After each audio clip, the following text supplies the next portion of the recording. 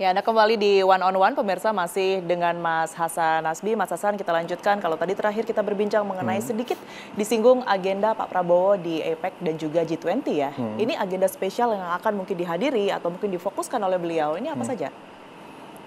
Ya kalau di APEC ya dua-duanya kan ini forum ekonomi ya, APEC maupun G20. Betul. Tapi Pak Prabowo kan kalau di APEC mungkin akan berbicara di forum leader, di leader forum itu ya akan bicara tentu dengan kepentingan nasional kita lah. Bagaimana kita berusaha untuk mengentaskan kemiskinan, bagaimana kita akan beri makan kepada anak-anak sekolah, tapi juga sekaligus bagaimana untuk mengundang investasi swasta supaya lebih banyak masuk ke Indonesia. Di G20 juga kalau di G20 itu kan memang sudah ada agenda-agenda yang disiapkan oleh setiap perwakilan negara untuk dirumuskan sebagai sebuah agenda organisasi. Tapi kan tentu ya nggak jauh-jauh dari perubahan iklim, tata kelola dunia, dan segala macam kayak itu, termasuk juga perekonomian, geopolitik. Betul. Ya pasti isu-isunya seperti itu. Tapi yang paling penting itu nanti kan sebenarnya lebih kepada pertemuan-pertemuan bilateral yang dilakukan oleh presiden dengan kepala pemerintahan maupun kepala negara lain untuk. Jadi kan sebenarnya ada forum, tapi forum itu pertemuan-pertemuan itu di sisi lain ada pertemuan bilateral yang banyak menghasilkan ya benefit buat negara kita. Itu kan sebenarnya lebih banyak di pertemuan-pertemuan bilateral itu banyak kesepakatan-kesepakatan yang mungkin bisa lebih konkret gitu, dengan lebih cepat ketika peluang untuk Indonesia dalam pertemuan bilateral seperti itu. Baik. Nah, banyak nanti yang tentunya akan ditemui oleh Pak Prabowo, kepala-kepala negara, tapi yang sudah terjadi sebelumnya, kita sudah bahas di segmen sebelumnya, Mas Hasan, ini Amerika dan juga China, ini pengaruh untuk sudah ekonomi. Sudah dengan Australia juga. Dengan Australia, sudah PM Australia juga sudah. Itu dia. Dengan Presiden Peru juga sudah. Dan beliau dapat medali tertinggi. Dapat medali tertinggi. Nah, bisa digambarkan, Mas Hasan, ini pengaruhnya untuk perekonomian ke depannya. Anda melihatnya seperti apa jika kita berbicara mengenai forum-forum yang akan dihadirkan? Mungkin jangan langsung lompat ke perekonomian, tapi negara kita punya posisi yang terhormat di kancah global, mendapatkan respect juga dari banyak kepala negara, termasuk juga kepala negara besar. Jadi undangan-undangan kehormatan dari negara besar itu kan juga nggak semua negara dapat itu, dan Indonesia dapat privilege ya untuk undangan-undangan seperti itu. Jadi ini membuka pintu untuk berkomunikasi secara lebih intens. Karena ada respect ini, ada mutual respect di antara kedua negara, ya, misalnya dengan China, dengan Amerika Serikat, dengan Australia misalnya ada mutual respect, sehingga kalau kita mau bicara tentang ekonomi, kerjasama perdagangan itu akan jauh lebih mudah. Gitu. Hal lain yang kemudian ini juga sangat disoroti oleh masyarakat ya, tidak hanya lawatan Pak Prabowo saja, tetapi pada saat Pak Prabowo berkunjung ke sejumlah negara, ini di sisi lain Mas Wapres ini membuka layanan lapor Mas Wapres. Nah, ini seperti apa, Mas, untuk pengaduan-pengaduan tersebut dan bagaimana juga koordinasinya dengan Presiden? Mengingat Presiden saat ini masih di luar negeri begitu ya? Ya, Presiden dan Wakil Presiden itu kan satu kesatuan. Betul. Saya tuh berapa kali ditanya apa tanggapan Istana soal program lapor Mas Wapres. Saya bilang Mas Wapres itu kan bagian dari Istana. Jadi ini satu kesatuan lah. Mungkin yang dimaksud adalah koordinasinya sebenarnya kenapa ya kok pada saat Pak Prabowo ini ke luar negeri begitu, apakah sekarang, sudah ada pesan-pesan yang disampaikan Pak Prabowo untuk program tersebut? Komunikasi antara Presiden dan Wakil Presiden tentu jauh lebih intensif. Dan sekarang kan teknologi juga sudah sangat maju. Presiden dan Wakil Presiden bisa berkomunikasi setiap saat. Jadi kemudian membayangkan apakah ini Presiden tahu, itu pertanyaannya menurut saya agak lucu menjawabnya gitu. Karena pasti tahu gitu. Nggak mungkin Presiden tidak tahu gitu. Jadi program lapornya yang digagas oleh Mas Wapres untuk dibuka di Istana Wapres itu sebenarnya juga pengembangan dari lapor.go.id yang sudah ada selama ini di kementerian. Jadi tapi kan selama ini tidak terekspos nih dengan adanya dibuka program lapor Mas Wapres. Jadi lapor.go.id ini sekarang jadi naik ke permukaan nih. Jadi publik jadi aware nih, jadi nggak, oh ternyata ada program ini.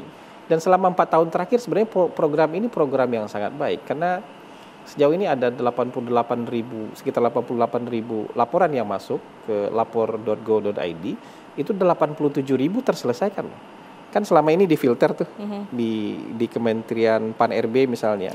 Kemudian difilter, kemudian diteruskan ke kementerian-kementerian lain untuk segera diselesaikan. Dan para pelapor ini biasanya dalam waktu maksimal 2 minggu juga dapat notifikasi nih, laporannya ditolak atau laporannya dilanjutkan sampai di mana. Kan nggak semua laporan diterima. Kadang-kadang kan laporannya juga memang nggak bisa diurus gitu. Misalnya cekcok rumah tangga, ada urusan konflik di dalam rumah tangga kan nggak bisa diteruskan. Atau misalnya melapor tapi bukti-buktinya tidak cukup kuat gitu. Tapi banyak sekali laporan-laporan yang bisa diselesaikan kan. Laporan soal tanah misalnya, laporan soal pelecehan seksual misalnya, laporan soal pemerkosaan, laporan soal... Itu yang terbanyak ya, Mas Hasan? Saya tidak hafal ininya, proporsinya, tapi laporan yang seperti itu cukup banyak. Makanya di istana itu, di Istana Wapres itu, media kan kemarin mungkin agak sedikit, agak sedikit kecewa, kok nggak boleh diambil gambar. Tapi sebenarnya kita lebih menjaga privasi orang-orang yang punya laporan-laporan yang personal seperti ini, laporan yang sensitif seperti ini. Kan mereka lapor tuh sambil berurai air mata, dan kemudian kan sangat intens gitu, dan kasus mereka mungkin tidak enak kalau untuk diketahui oleh publik. Nah, kita juga harus menjaga masyarakat yang punya punya masalah-masalah sensitif seperti ini. Gitu. Sekalipun namanya lapor Mas Wapres, tapi tentunya kalau tadi Mas Hasan katakan Pak Prabowo ini sudah pasti tahu begitu ya. Itu nanti akan diketahui Presidenkah atau langsung diteruskan ke kementerian-kementerian terkait atau diselesaikan ke lembaga-lembaga terkait? Ya, ini kan bisa langsung diteruskan ke lembaga-lembaga terkait. Selama ini kan juga yang di kementerian juga, misalnya di Kemenpan RB itu juga diteruskan ke aduan-aduan itu langsung diteruskan ke kementerian terkait. Tapi sekarang kan atensinya naik nih. Yang atensinya nggak cuma menteri nih. Atensinya sekarang Wapres, tentu akan lebih cepat penyelesaiannya di kementerian dan lembaga terkait. Gitu. Banyak yang berkomentar nanti akan tumpang tindih. Nah, tanggapan Anda seperti apa, Mas Hasan? Ya, ini kan sebuah pendapat yang agak sedikit lucu kalau tumpang tindih. Kan sebenarnya semakin banyak saluran pelaporan, apalagi saluran pelaporannya di top level, sampai ke top level, sampai ke istana, sampai ke wakil presiden, itu kan justru semakin bagus. Kan laporan-laporan ini tidak saling menyediakan, justru aksesnya semakin banyak buat publik untuk melaporkan ketidakadilan, masalah yang mereka hadapi dan tidak bisa kunjung selesai, perlu ada bantuan uluran tangan pemerintah untuk bisa selesai, itu kan semakin bagus. Sama kayak kita bikin jalan aja. Jalan kalau cuma satu aja buntu, lebih mungkin buntu, lebih mungkin macet gitu loh. Kalau perempatan cuma 2, lebih mungkin buat macet. Tapi kalau jalannya banyak, tapi menuju satu titik penyelesaian, menurut saya itu akan jauh lebih baik kayak gitu. Jadi filosofinya ini adalah mengangkat bahwa ini layanan ini ada, dan sekarang yang punya atensi ini levelnya wakil presiden. Jadi pemerintah di level bawah juga harusnya lebih serius lagi untuk segera menyelesaikan problem-problem masyarakat. Kalau sebelumnya aja 87.000 dari 88.000 aduan itu bisa selesai, harusnya nanti jauh lebih bagus lagi. Bagaimana masyarakat ini mengetahui bahwa aduannya ini saat ini sedang dikerjakan, sedang ditindaklanjuti? Kan ada notifikasi ke mereka nanti. Ada notifikasi ke mereka. Jadi sampai mana itu sudah ada pemberitahuannya ada begitu pemberitahuan buat mereka nanti. Termasuk juga ditolak, apa alasannya ditolak? Kan nggak semua aduan diproses. Sejauh ini alasan ditolak apa, Mas? Ya itu tadi yang urusan-urusannya sangat pribadi gitu, atau buktinya nggak ada. Mungkin dia punya masalah tapi ya bukti-buktinya tidak cukup. Tentu kan tidak bisa diteruskan kalau yang kayak gitu. Gitu. Kemudian bagaimana mengatasi bahwa pemikiran-pemikiran masyarakat ya sudahlah langsung lapor ke kementeriannya saja atau lapor ke lembaganya saja, karena menurut mereka ini akan lebih cepat. Kalau dengan Wapres kan agak terlalu jauh ya, ini nanti stepnya akan lebih banyak. Itu soal pilihan. Maksudnya jadi kan, bisa kemana saja gitu ya? Iya kan kita banyak ya tempat pengaduan, tempat pelaporan itu banyak, dan punya pilihan tempat pelaporan pengaduan itu kan bagus. Yang nggak bagus tuh nggak ada pilihan tempat pelaporan. Mau ngelapor bingung kemana, itu justru. Tapi kalau memilih yang diantara yang bagus-bagus kan nggak apa-apa. Gini. Ini hanya sebagai opsi untuk masyarakat. Iya, misalnya di atas meja ada ada nasi dengan gulai, ada nasi dengan, kan kita boleh milih. Ya, ada pilihan-pilihan lauk di atas meja, kita boleh milih kan gitu. Tapi kalau nggak ada lauk di atas meja, problem lapar kita nggak terselesaikan. Jadi ini memperbanyak pilihan itu buat saya itu sangat bagus. Dan juga solusi untuk masyarakat ya, bersama-sama untuk mencari solusi untuk masyarakat. Menambah channel lah untuk menyelesaikan problem masyarakat. Baik, kita jeda terlebih dahulu, Mas Hasan, kita akan kembali pemirsa sesaat lagi untuk Anda.